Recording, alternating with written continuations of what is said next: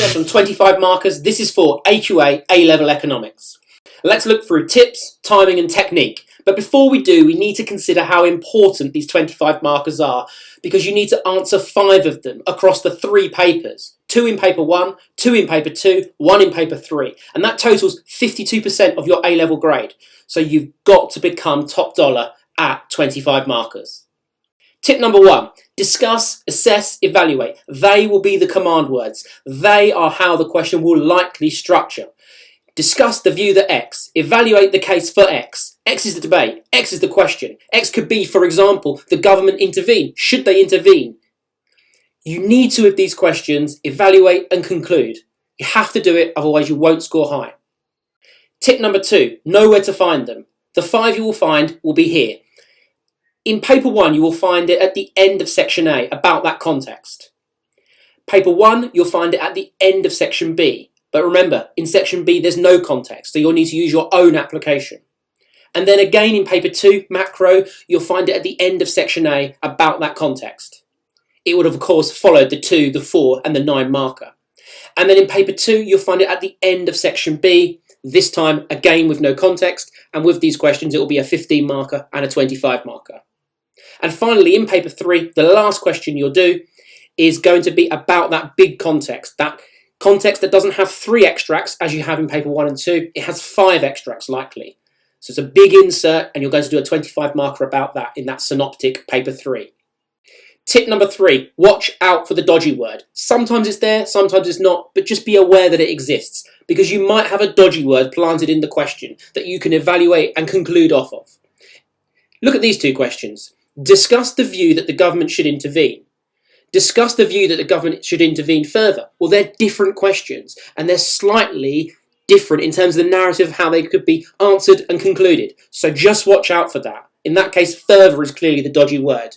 Another example, assess the view that a current account is a problem for X economy. Well, that's different to assess the view that a persistent current account deficit is a problem for X economy. Watch out for that. You can use that to conclude and to evaluate off of. Tip number 4 is 4. 4 analysis and evaluation chains in context with application is what you're looking for. 4. Tip 4, 4. Think about each analysis and evaluation chain, each point you have, you want 2 paragraphs for it. Paragraph 1 is building that analysis. Make the point, explain why, explain how, explain the solution, how it works, what the causes are in depth. Point 3, what are the impacts, the consequences of this? Can you support it? Can you sprinkle it with a diagram? Can you sprinkle it with some application? If it's section A, then you'll want to use the context. If it's section B, your real world knowledge. And in paper 3, clearly you'll be using the insert. Then the second paragraph, you want to look at the evaluation. Here's some evaluation braces you could use. It depends on this assumption. However, there is a trade-off. If X information was provided, it would be more certain. It depends on these stakeholders. Do some stakeholder analysis. In the short term, in the long term, this may be the case in this industry or in this economy, but not in this one. And always with your evaluation paragraphs, look to curl back off at the end and have a little mini conclusion. That mini conclusion could be the exact wording of the question to signal to the examiner that you're still on the path to glory. You could say, in this paragraph, it suggests the government should intervene, for example.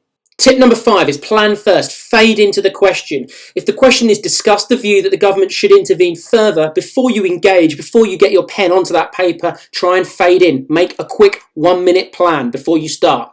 F stands for 4. So what are your 2 points? Remember, each point has an analysis and evaluation paragraph within it. What are your 2 points for why the government should intervene further? They're your 2 or 4 points. On the other side, you need to have 2 against points. What are your 2 points for why the government should not intervene further? Why they shouldn't? Then you want to D, clock the dodgy word. The dodgy word here is clearly further. And then evaluation to complete your fade. Are there any obvious evaluation points that you can think of from reading the context or that pop into your head? Maybe it's something to do with the fiscal deficit or the national debt, or something to do with the fact that they shouldn't even intervene. Anything obvious that pops into your head so you don't forget it when you get into writing your essay. Now remember, this is a 1 or 2 minute plan before you start, no more. It's just a quick fade.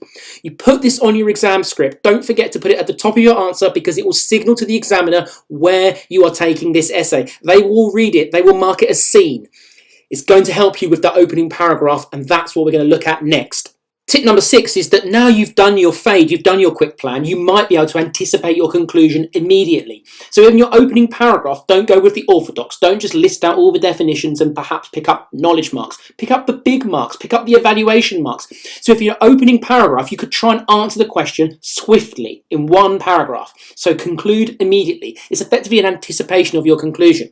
You need to think WWE for this. So what is your judgment? Which way are you going to go? Why are you going that in one sentence? And are there any evaluation points that you could add right there, which you're going to spend the rest of your essay talking about in bulk, in depth, in detail. But here you're just setting out the narrative of your essay and you're signaling to the examiner where you're going to end up, and make sure that if you anticipate your conclusion, try and line it up with your conclusion at the end of your essay. Sometimes it's called top and tailing, but it's so good to do this because it is just a lovely way to pick up evaluation marks from the off. Now, tip number 7 is if you are running out of time, it always happens to somebody, is do not continue as normal. If you're running out of time because you made a bad choice on which essay to do or which context to do, then do not continue as normal. If you know you're going to run out of time, then you need to revert to a chopped down essay style. Don't just continue plodding along, pretending it's all fine. This is your Olympics. This is the pressure. It's paper 1 and you've been revising for months and months and months and you've made a bad decision. You've wasted 10 minutes of your 25 marker. You can't carry on as normal. What you need to do now is do not make 4 points as usually suggested.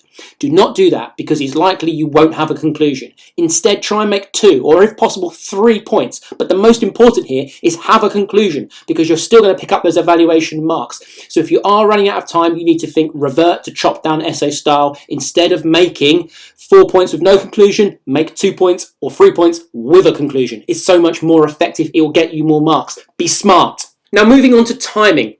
40 to 45 minutes is how much you should spend on these 25 markers. If you've got additional time and that additional time is 25%, then you're thinking 50 to 56 minutes. Now, key tips with this. Firstly, you've got to master the suggested structure. We'll come to that in the next slide. Secondly, practice questions under time constraints. Thirdly, practice one chopped down essay under time constraints, just so you know how to do it, you knew how to deal with it in case that bad situation happens. But of course, we hope it doesn't.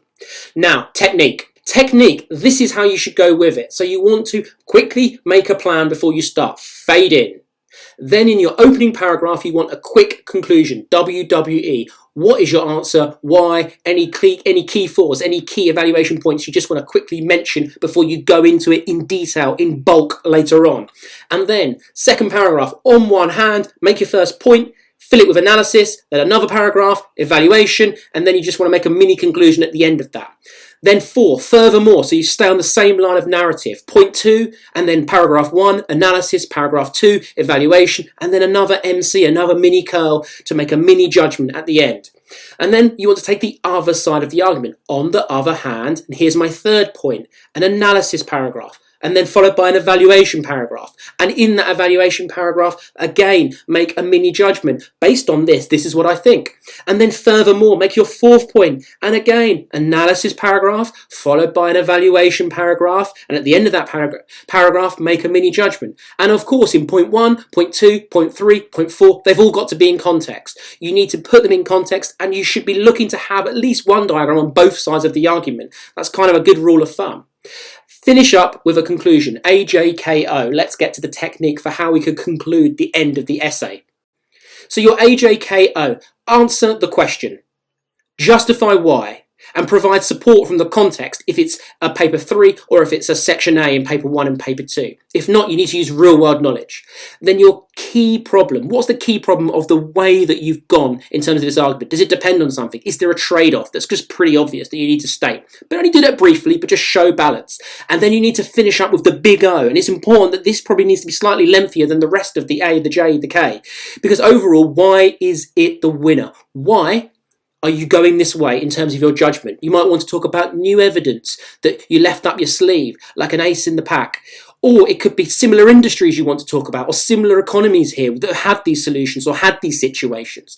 And remember, with that A, answer the question, you should use the precise wording of the question back in that A of the AJKO, because that signals to the examiner that you're staying on the path to glory. Finally, now we've mastered how to do the technique for 25 markers, we just want to make slight alterations, slight adjustments for if it's in paper 1 and it's section A or section B, or if it's in paper 3. It's worth just knowing these slight adjustments. So paper 1 and paper 2, section A, you know that's when you have the case study, you have the context. So use the application from that context. Don't bring in your real world so much. Just focus on what they give you and give it back to them, okay? Keep it simple. Those section A, paper 1s and paper 2s, they are lovely. You can score massive on those. Now, paper 1 and paper 2, section B, this is where you have to show off your real world economics knowledge. What have you got in your locker? What have you learned? What can you bring to the table? And is it in context to the question they've given you? Now also, don't forget you'll have that sliver of information just above the questions for the 15 and 25 marker in section B. You might be able to bounce off of that. Now finally, in paper 3, these are just slightly different. They usually have a very narrow focus, these questions, and they force you to use the extracts requested. So it will often say in the question for the 25 marker, taking into account extract A or taking into account extract B. So make sure you do actually take it into account. It's not saying it for nothing. It wants you to take into account that particular extract that they have said and use it in your conclusion. Use, if it says taking into account extract A in your conclusion, write about extract A. Use that as part of your AJKO. Obviously, that will be the J within the AJKO. I hope that helps, and I'll see you at the next sesh. And make sure if you've enjoyed this video to subscribe and all that stuff. Bye.